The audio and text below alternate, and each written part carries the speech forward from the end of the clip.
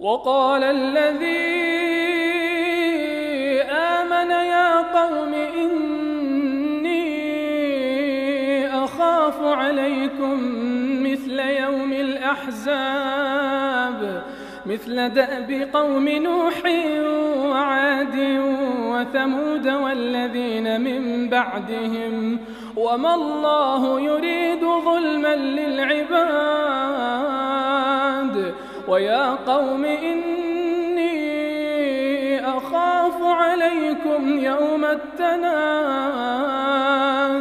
يوم تولون مدبرين ما لكم من الله من عاصم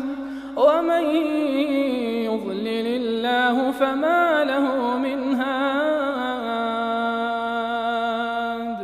ولقد جاءكم يوسف من قبل بالبينات فما زلتم في شك مما جاءكم به حتى إذا هلك قلتم لن يبعث الله من بعده رسولا كذلك يضل الله من هو مسرف مرتاب الذين يجادلون في آيات الله بغير سلطان أتاهم كبر مقتا عند الله وعند الذين آمنوا كذلك يطبع الله على كل قلب متكبر جبار وقال فرعون يا هامان ابن لي صرحا لعلي أبلغ أسباب السماوات فأطلع إلى إله موسى وإني لأظنه كاذبا وكذلك زين لفرعون سوء عمله وصد عن السبيل وما كيد فرعون إلا في تباب وقال الذي آمن يا قوم اتبعون أهدكم سبيل الرشاد يا قوم إنما هذه الحياة الدنيا متاع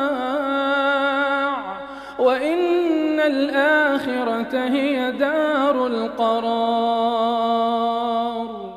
من عمل سيئة فلا يجزى إلا مثلها ومن عمل صالحا من ذكر أو أنثى وهو مؤمن فأولئك يدخلون الجنة يرزقون فيها بغير حساب ويا قوم ما لي أدعوكم إلى النجاة وتدعونني إلى النار تدعونني لأكفر بالله وأشرك به ما ليس لي به علم وأنا أدعوكم إلى العزيز الغفار لا جرم أن ما تدعونني إليه ليس له دعوة في الدنيا ولا في الآخرة وأن مردنا إلى الله وأن المسرفين هم أصحاب النار فستذكرون ما أقول لكم وأفوض أمري إلى الله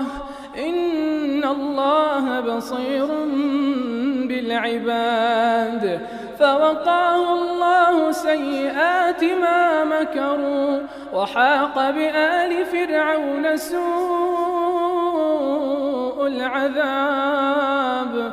النار يعرضون عليها غدوا وعشيا ويوم تقوم الساعة أدخلوا آل فرعون أشد العذاب وإذ يتحاجون في النار فيقول الضعفاء للذين استكبروا إنا كنا لكم تبعا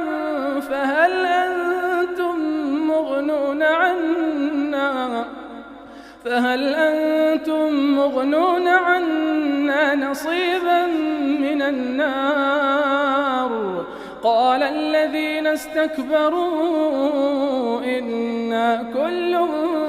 فيها إن الله قد حكم بين العباد.